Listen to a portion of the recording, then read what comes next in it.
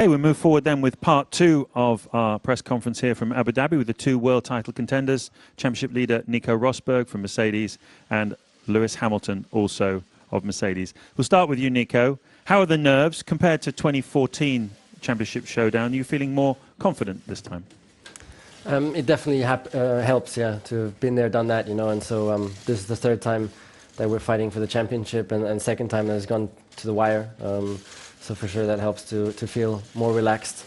Yeah, that's it. It's been quite a year for both of you, obviously. Which race of Lewis's most impressed you so far? Well, that's a bit of a question. I would need a bit more time to get into that. Because at the moment, really, I'm not thinking back. Of course, he's done a great season. You know, there's been a lot of great races that Lewis has done, for sure. Been a great competitor, tough opponent, as always, as was to be expected also. And yeah, but for me, you know, at the moment, it's just focus on this weekend. Same question to you, Lewis. Which race of Nico's this season most impressed you? Well, I haven't seen any of these races, so... Or the performance, in other words, in a particular weekend. I've not seen the races, so... Okay. I can't really remember. The same as him. You know, he's quick in lots of different places. I don't think there's a particular one that ever really stands out.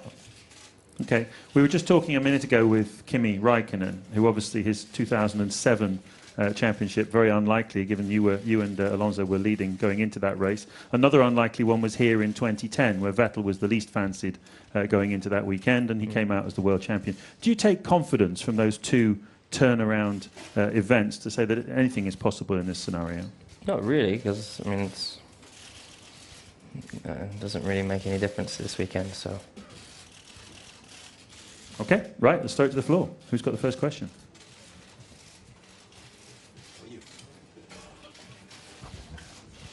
Seth Hardy, Zero Zone News. Good afternoon.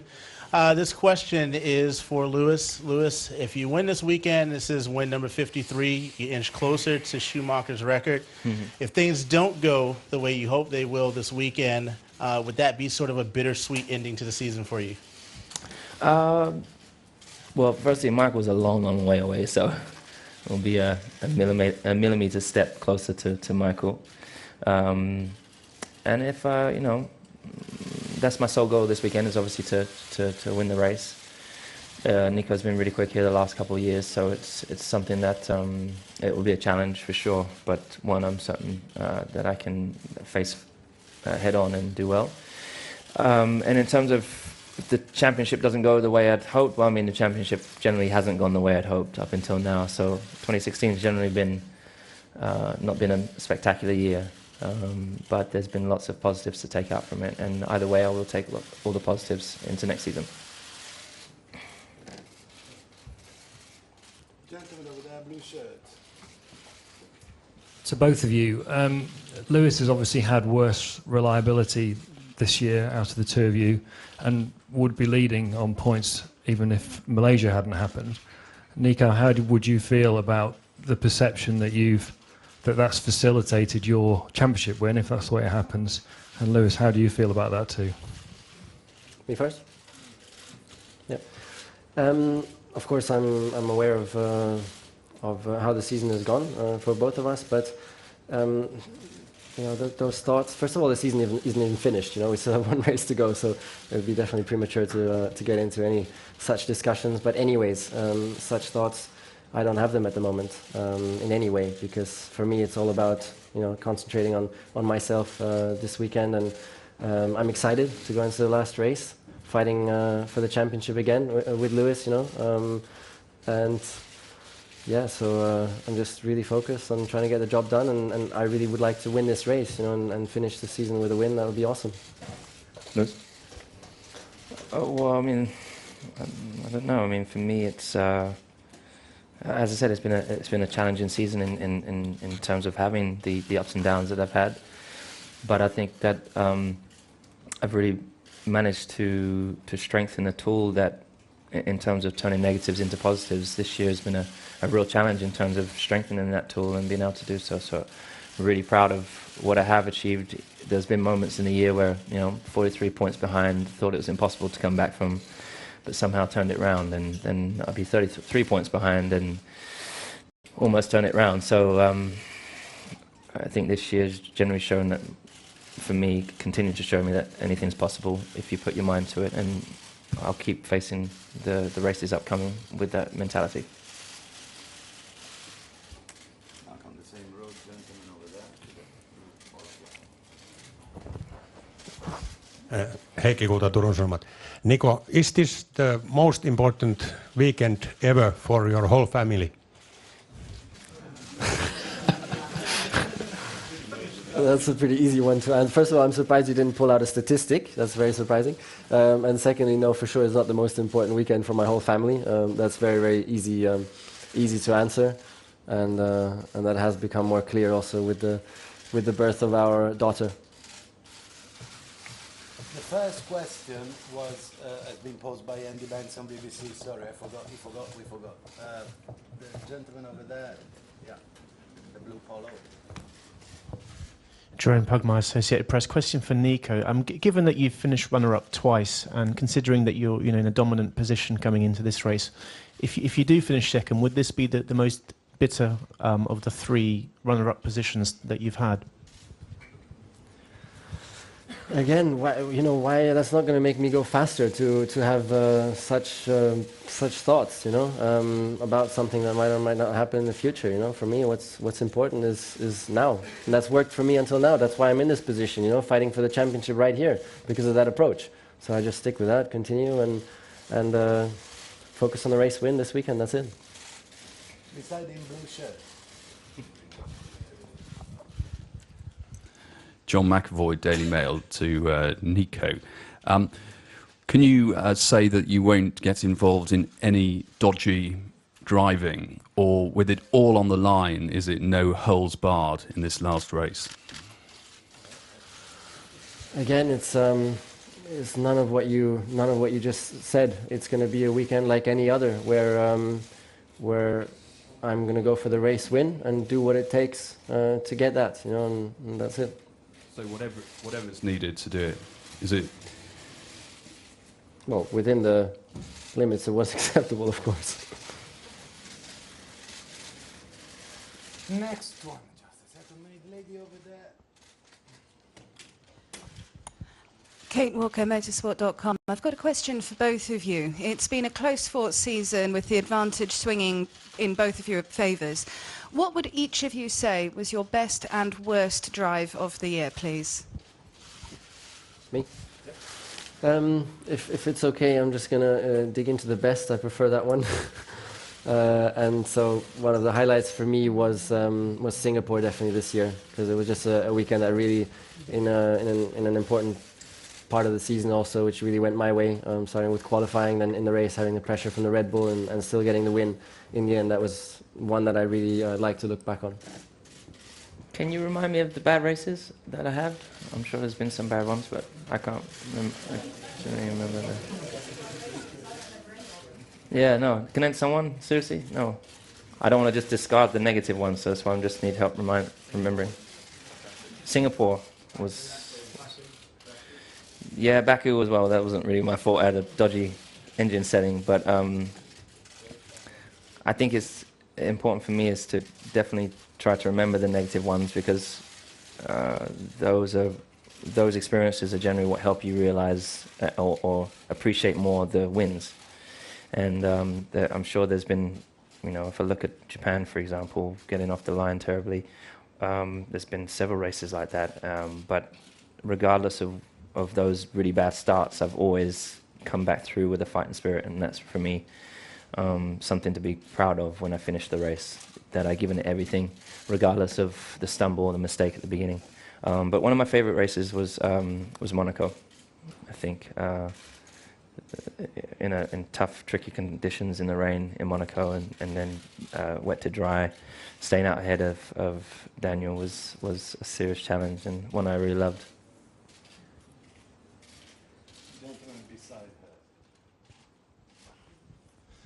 Simon Lazenby, Sky Sports. Lewis, you mentioned your starts there.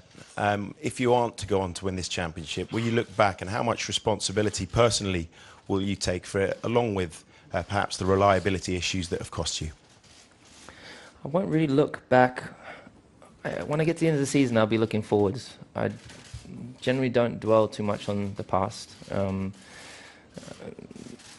I can barely remember the races, so there's not really much to look back on and dwell about. You know, I've learned a lot this year, grown a lot. My relationship with my engineers, my new mechanics that I have, that relationship's also grown a huge amount. So there's been lots and lots of positives. I'll look into to another year. Obviously, the further we go on in our age, the less championship fights we'll have, or opportunities we have. So naturally, you want to utilize every single one. But if I was to look back on this season, I would mostly look. If there was anything to be negative about, would be obviously cars failing in certain places for,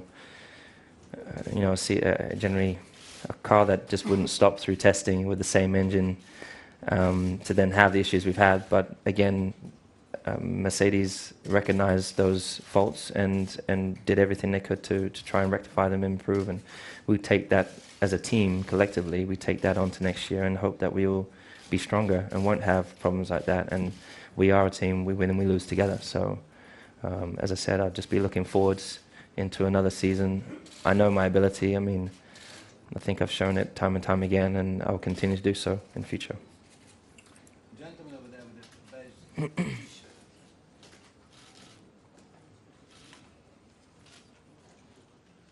Thank you. Dieter Renken, Racing Lines. Lewis, one of the Twitter users by the name of A. Gibbs GP would like to know, would you consider backing Rosberg into the pack on Sunday, assuming you lead by turn 1, lap 1? Well, firstly, I do really appreciate that you're using social media quite a lot now. Doesn't mean every single question you give me is going to be from social media, but I appreciate it either way. I was only just made aware of what Christian had said, and a joke came into my mind thinking I should have said that. He gave me a call to discuss it, as I know we heard that Toto had given him a call or something about the other drivers in the last race, but obviously I won't say that because that's not true. But no, I mean, my sole goal, as I said, Nico has obviously been pole for the last 2 years here. He's been very, very quick, and this is generally been a relatively strong circuit for me, but I have not delivered in the last 2 years. So my sole goal is to do so, make sure that I am at my best this weekend, as I have been the last couple of races. And in terms of tactics in the race, again, that has to come on Sunday. I have to really think about that, but that's not really ever been my thought process. So I always really just try to, if I'm out ahead, I want to be generally as far ahead as possible. Generally, when you have a 18, 30-second lead, that's as painful a blow as you can give to the guy that you're fighting. So, I mean, look at the last race. If we didn't have red flags, I would have been 30 seconds ahead. And those scenarios for me are more. It's a more valuable, more of an achievement than backing up your teammate. Plus, here, whilst in theory it sounds like it makes a lot of sense, practically it's not very practical to do. You know, you've got 2 long DRS zones here. It wouldn't be very easy and very wise to do so. So no.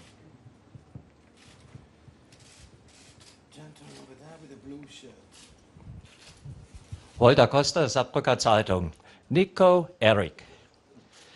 On Sunday evening, season will be over, but let's come at the beginning of the season. But no fear, I don't go through the whole season. Thank God. But Thank God. You received at the beginning 5 mechanics from the team of Lewis, and 5 of your team left the team to Lewis. What was your impression of this change? Was it at the end a good idea during the season? What were your thoughts concerning this change? You were surprised? Obviously, you are not a fan of this change. And who has had this idea at the end? This is a very good question. And I would like also to just add to it, what was the explanation given to you?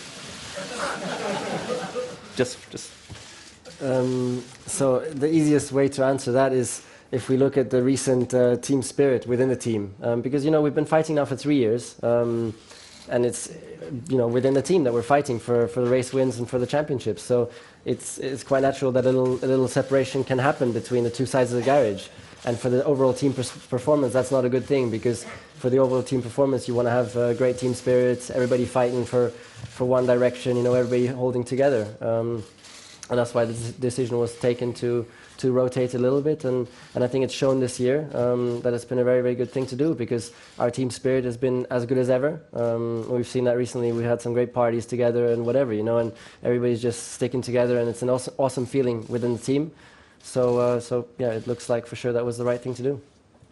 Even though, of course, initially it's not something that's super comfortable, because we're my mechanics are close to me and it feels good and everything. So then change takes a bit of time to gel, as Lewis touched on before. So, but I understand that from a team's perspective, that was the right thing to do, and it's worked well. You have to buy my book down the line in 10 years' time when I tell you exactly what happened. But yeah, it'll be an interesting read. Okay. Last row, gentleman with the green polo. René Hoffmann, Süddeutsche Zeitung. Luis, Nico, could each of you just briefly talk about your relationship developing during these 3 years of fighting for the championship against each other, please? Lewis, why don't you go? Sorry, what was that question? How your relationships developed over the last 3 years of fighting for the championship with each other? Yeah, it's been an interesting one. Well, I mean, we obviously had a very good relationship generally when we started out when we were kids. Back then, obviously, it was a race weekend was generally for kids karting. You're out having fun. You go out and drive, and you come in and you fool around. You give a bit of information to your mechanic, and then you go and play PlayStation, or you go unicycling, or we had a lot in common. We both loved pizza. We loved eating boxes of Kellogg's Frosties and doing all crazy things. And we used to go on big motorbike tours. We did all those things. I still do every one of those. But Nico has shifted in the sense, he's obviously very, very solely focused in terms of, looking after himself. So, and obviously we parted ways when we were younger too. He went BMW, I went Renault, and but then we got to Formula One, and this was something that we had spoken about as kids. And yeah, we've obviously had ups and downs, but ultimately I think we've managed to, particularly in the last year, being of the age we are, which is pretty old, considering when we first met. I think we've been able to manage it pretty well, and really happy for him and his family, and proud of stepping away from being our competitive selves. Proud of him of how he's driven, particularly this year, obviously. And it's been a pleasure to have him as a teammate. So yeah, I'm sure that will continue. Yeah, for me, I mean, it's been the thing is that we still have, of course, from back in those days, is the base respect, and that will never go, and that's definitely helped us through these years. And for sure, I have a lot of respect for Lewis, and outside of the car and also inside of the car, and of course, yeah, it's been some difficult moments, but some good moments as well in the past years, and this year in general, I think we made progress, and so yeah, it's generally neutral. But of course, it is a difficult environment. Lady over there, please. Reem from Sport 360. It's a question for Lewis. Lewis, I know you're friends with Serena Williams. She's an inspirational figure, someone who's had a long career. I was wondering if you've spoken to each other about your respective sports. What kind of things do you think you can learn from Serena, or maybe be inspired by from her? I was actually with Serena last week in LA, so. For me, she came out to Mexico, which for me was a real honor to have someone of her caliber, someone who's achieved so much, who's been through, who've kind of come from similar backgrounds, similar relationships with their parents, being their father figure, being the lead, growing up watching her career and absolutely being inspired by her, and still today, by her drive and her sheer, just, she's, if not the best, the greatest athlete we have of of our generation today. So very proud to have had her then and to be friends with her. And we generally don't really talk. We generally have a lot of fun when we're around each other. We're always laughing, joking, and enjoying the life away from sport. So it's not it's generally not something we generally talk about. Although because she's been to a Grand Prix, she's generally really interested in cars now, and so she does ask me a lot of questions about, how does it feel, and all the different technical things about Formula 1. Because she was there, she perhaps didn't understand everything that was going on because it was her first Grand Prix.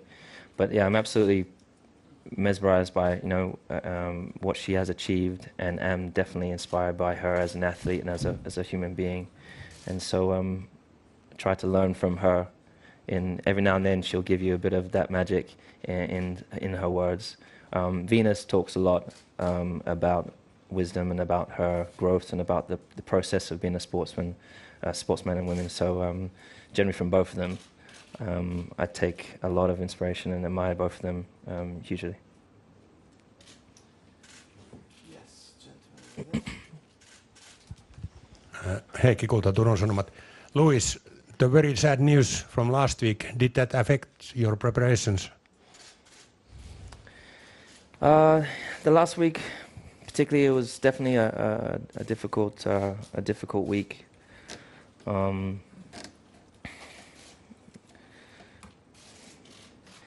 Yeah, I mean, last week definitely wasn't the best week of sleeping, for sure. I've known Aki since 2004, I think it was. So known Aki quite a long time. Very close with him and his family, and I was very, very fortunate to have been able to be there with him and his family in the last days, and actually get to see him on the last day of his, on the Monday after Brazil. I got to see him and spend time with him, and we played music, get to see him smile, get to see the amazing man he was, and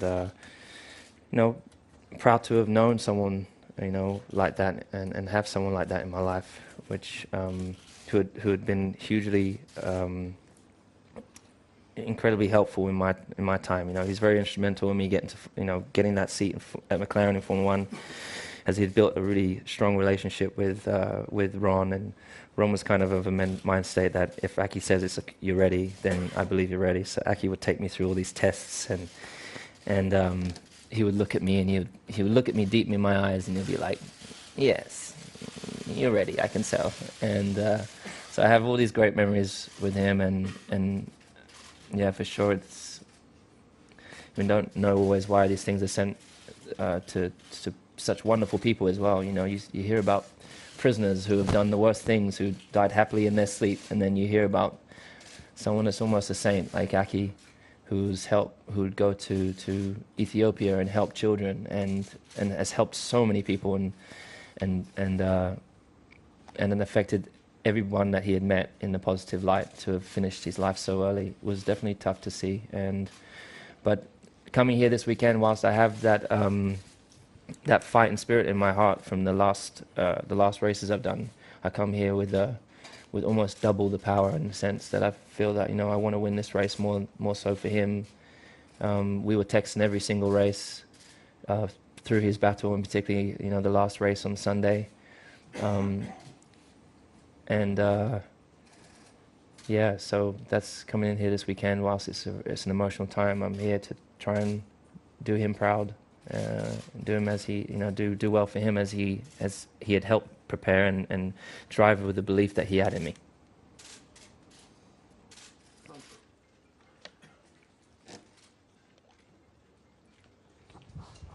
Livio Rico, Globesport.com. Louis, did you study the history of this race? For example, 2010, Alonso lost the World Championship because he could not overtake Petrov here. And so it's very important to be in front of Nico. Mainly you need that. Do you think to do any special preparation for that? And the second question for you is, 2014 you had a kind of magnetic field around you. We could not approach you because of it was dangerous for us. You are so nervous. We could see that. And today... On the race here? in the weekend here 2014. Yeah, it was horrible. Yes, we could see that. Yeah. And now it looks like everything except that you are fighting for the championship.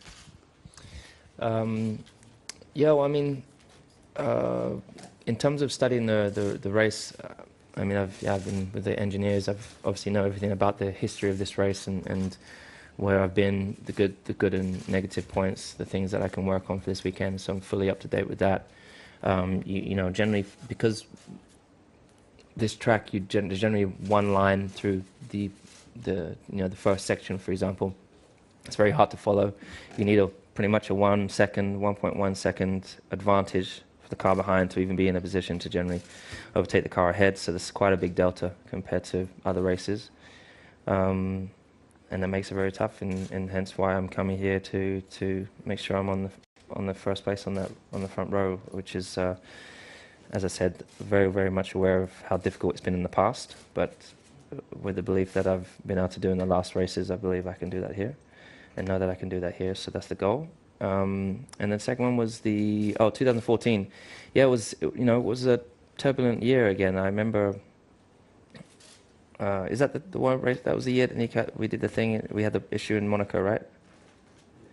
Yeah. So we had the issue in Monaco, and then there was the issue in Spa, and so went through quite a lot of ups and downs again in that season, and then to get to the last race where it's a double pointer. I mean, I didn't sleep the night before the race, which is one of the first times generally that if it's not the only time, and. Yeah, I mean, I'd worked so hard. We had worked so hard, me and my mechanics and engineers, so hard in that season to be at the last race, and through a mechanical failure or something, you can have a championship taken away from you when you fully earned it, and deserved it. So for sure, it was definitely difficult then. Coming here this year is a lot different. I think I fully believe me and my side of the garage have worked the hardest, and yet we are not in the position. We've not earned. We're not in the position of which we've worked for. If you understand what I mean. So, but we are still in a position of power. We're still pushing hard. We're still inspired. Still motivated. Still very, very focused on winning. I'm very, very proud of my my engineers. I think, as I said, we've grown a lot closer this season than ever before. I think our work ethic is greater than it's ever been. And my new mechanics that have come on board, I feel it started out really tough with us at the beginning of the year, particularly I would say on their side, because they just didn't understand what was going on, and then we had all those problems following. So then they felt whether it's their social media, they felt a lot of heat from fans thinking that people were blaming them, which has nothing to do with them. And then we had a lot of success. So, I've built a really great relationship with them. So I'm very, very proud of the unit that I have now. And of course, I feel that we've worked to the point of deserving to have been champions this year as our group. But we have this one last race, which all we can do is focus on being great this weekend, as we have, the last race, the races before. We've really grown into a solid unit and continue that way. One with the gentleman here. I like these press conferences when it's just us two. Steph Harding, Zero Zone News. This question is for Nico. Nico, you've played it pretty conservative back in Brazil last few races, but that might not be the case this weekend if the Red Bulls get up front. I don't think you would be saying that if you would have been out in the race car with us. You wouldn't call that conservative. Are you prepared to deal with that, given that the Red Bulls may have a chance to split you two and make things interesting for this title fight? I'm here to win, not think about who might or not come in between or be right behind me or whatever. I'm just here to win, and I know with the car that I have and the form that I'm in, I can make it happen, and I'm just focusing on that. That's it. Really last one with the gentleman here. Eifbach Autobild Motorsport. Nico, to be honest, what is more important for you here, winning the championship or the victory? For me here, the most important is to do an awesome performance, because that's going to give both, isn't it? So I'm doing whatever it takes to give the best possible performance, and that's do the same as I've done for all the other races. This is one more race, keep it simple, focus on going for that race win and putting everything towards that and not thinking about what if, you know, because that wouldn't be the right approach for me, and that's what feels good to me, and that's what I'm sticking with. Understandable? Thank you very much. Thank you very much. Good luck in the Grand Prix this weekend, gentlemen. Full transcript available at FIA.com.